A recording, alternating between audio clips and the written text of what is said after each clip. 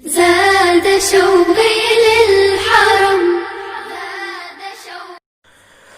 بسم اللہ الرحمن الرحیم حامدا و مصلیا اما بعد.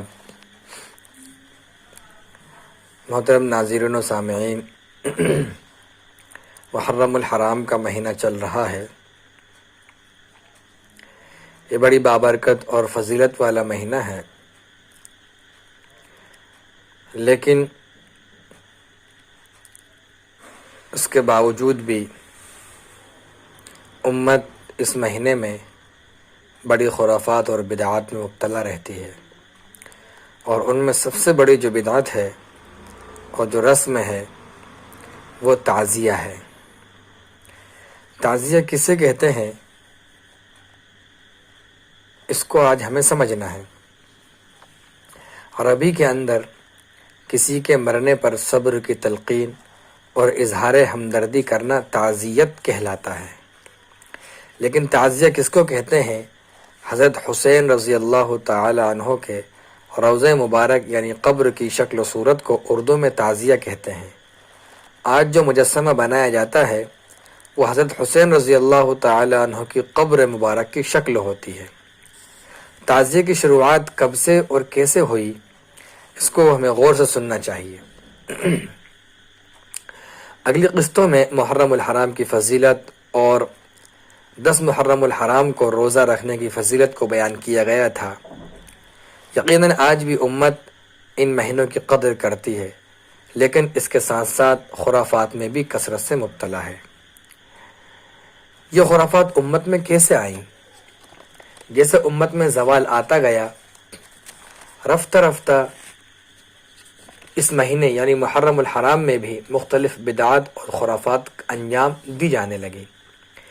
یہ صرف اس وجہ سے کہ اس مہینے میں حضرت حسین رضی اللہ تعالی عنہ کی شہادت ہوئی تو ان کے ماتم میں یا حسین کے نعرے، سیاہ کپڑے یعنی کالے کپڑے پہننا اور اس میں شادی نہ کرنا، مسجدوں اور قبروں کی زیارت کرنا، سینے ٹھوکنا، جلوس نکالنا، تلوار، چاقو، خنجر وغیرہ کا استعمال کرنا، اسی طرح نیاز، فاتحہ، درود وغیرہ جیسے بدعات کرنا، سبیلے لگانا، شربت کی محفل جمانا وغیرہ، یہ سب چیزیں اس مہینے کے اندر کرتے ہیں.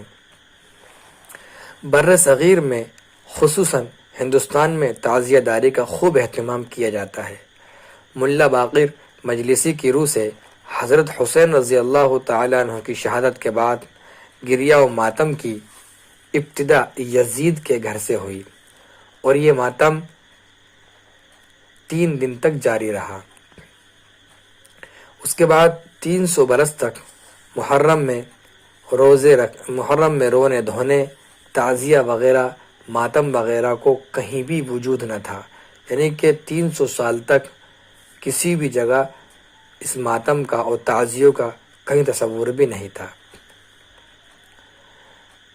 363 میں المعز لدین اللہ فاطمی نے پورے مصر میں ماتم کرنے کا حکم نافذ کر دیا تھا. اسی طریقے سے 452 ہجری میں معز الدولہ نے 10ویں محرم الحرام کو بغداد میں ماتم کرنے کا حکم دیا تھا، جس کا اسلام میں کوئی تعلق اور کوئی تصور بھی نہیں ہے. تعزیے کی شروعات برسوں پہلے تیمور لنگ بادشاہ نے کی تھی، جس کا تعلق شیعہ فرقے سے تھا. اس وقت سے ہندوستان کے شیعہ سنی اور کچھ علاقوں میں ہندو بھی تعزیہ داری کی رسم ادا کرتے تھے، جو دراصل امام حسین رضی اللہ تعالی عنہ کی قبر مبارک کی تصویر پر، جو عراق کے کربلا نامی مقام پر ہے، ہندوستان میں کی تاریخ اور بادشاہ تیمور لنگ کا گہرا تعلق ہے. ہندوستان کی تاریخ اور بادشاہ تیمور لنگ کا گہرا رشتہ ہے. تیمور لنگ ترکی کا ایک جنگجو تھا اور پوری دنیا کو فتح کرنے کا اس کا ایک خواب تھا. 1336 کے دوران سمرقند کے قریب غالباً ازبکستان میں پیدا ہوا تھا. تیمور لنگ کو چنگیز خان کے بیٹے چغتائی نے تربیت دی تھی، جو محض 13 سال کی عمر میں ہی چغتائی ترکیوں کا سردار بن گیا تھا۔ انشاءاللہ اگلی ویڈیو میں تعزیے کی ابتدا کیسے ہوئی اور تعزیہ کیسے بنایا گیا اور تیمور لنگ کا اس میں کیا رول رہا وہ اگلی قسط میں بیان کیا جائے گا۔ السلام علیکم ورحمۃ اللہ وبرکاتہ۔